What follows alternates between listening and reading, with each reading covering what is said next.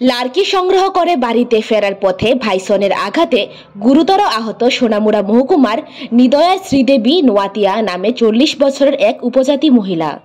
নিদয়া হাসপাতাল থেকে মেলাগড় হাসপাতালে রেফার করা হয়। তার অবস্থা সংকটজনক হওয়ায় মেলাগড় হাসপাতাল থেকে তাকে আগরতলা জিবি হাসপাতালে রেফার করা হয়।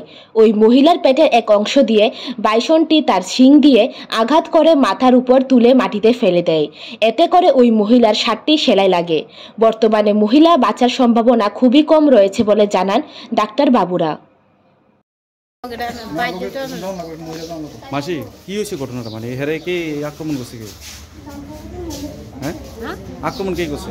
না হ্যাঁ, গব কোন জায়গায় করছে আক্রমণ? আপনার বাড়ি কোন জায়গায়?